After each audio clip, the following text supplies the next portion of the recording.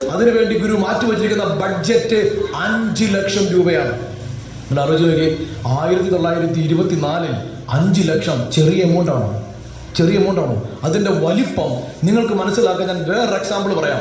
മഹാഗുരുവിന്റെ ഇപ്പോൾ നിങ്ങളുടെ ശിവഗിരി മഠത്തിൽ കാണുന്ന റിക്ഷ അന്ന് ജപ്പാൻ മുതൽ കൊച്ചി വരെ ഒരു കപ്പൽ കയറ്റി കൊണ്ടുവരുന്നതിന്റെ ഷിപ്പിംഗ് കോസ്റ്റ്, കപ്പൽ കൂലി എന്ന് പറയുന്നത് അന്ന് 35 രൂപയായിരുന്നു. എന്ന് പറഞ്ഞാൽ ജപ്പാൻ മുതൽ കൊച്ചി വരെ ഒരു വലിയ വണ്ടി, ഒരു റിക്ഷ കപ്പലെ കയറ്റി കൊണ്ടുവരണമെങ്കിൽ 35 രൂപ.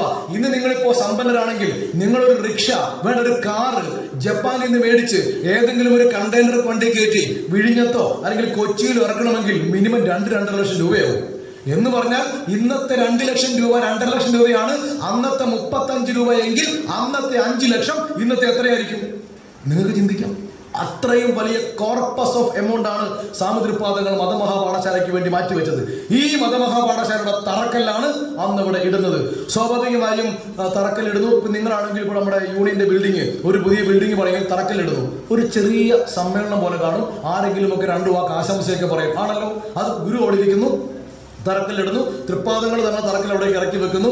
അന്നത്തെ ശാരദാ മഠത്തിലെ 2ാമത്തെ പൂജാരി, നിങ്ങളുടെ ആലപ്പുഴക്കാരൻ തന്നെയായിട്ടുള്ള, ചേർത്തലക്കാരൻ തന്നെയായിട്ടുള്ള, കടക്കരപ്പള്ളി സ്വദേശിയായിട്ടുള്ള നമ്മളുടെ ശാന്തലിംഗ സ്വാമി അതിന്റെ പൂജാതി കർമ്മങ്ങൾ ചെയ്യുന്നു. എല്ലാ കാര്യങ്ങളും കൃത്യമായിട്ട് കംപ്ലീറ്റ് ചെയ്യുന്നു. അപ്പോ തോൾസഞ്ചിയും തൂക്കി താടിയും മുടിയും നീട്ടി വളർത്തിയ ജ്വലിക്കുന്ന കണ്ണുകളുള്ള ബ്രഹ്മചര്യത്തിന്റെ പവറുള്ള ഒരു യോഗി അവിടേക്ക് നടന്നു വരുന്നു.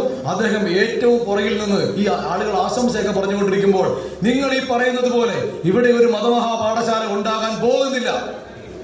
ആളുകൾ ഞെട്ടിപ്പോയി. ഇത് എന്തൊരു വർത്താനായി പറയുന്നത്? മഹാഗുരു തറക്കല്ലിട്ട സ്ഥലത്ത് മതമഹാപാഠശാല ഉണ്ടാകാൻ പോകുന്നില്ല. ഗുരുവിന് ഒരു ഭാവ വ്യത്യാസവുമില്ല. ഇദ്ദേഹം പതുക്കെ മുന്നോട്ട് നടന്നു വന്നിട്ട് വീണ്ടും പറയുന്നു, ഇപ്പോൾ ഇട്ട ഈ തറക്കല്ല്, ഈ ശില, ഇവിടെ ഒരു മതമഹാപാഠശാല ഉണ്ടാവുകയില്ല. ആളുകൾ ഒന്നുകൂടി സ്തബ്ധരായി പോയി. അദ്ദേഹം വീണ്ടും പറയുന്നു, പകരം ഇവിടെ ഒരു മഹായോഗിയുടെ മഹാസമാധി പീഠം ഉയരും. ഇപ്പൊ മഹാസമാധി മന്ദിരം നിൽക്കുന്ന ആ സ്ഥാനത്താണ് തൃപ്പാദങ്ങളെ കല്ലിട്ടത്. നിങ്ങൾ ആലോചിച്ച് നോക്കി.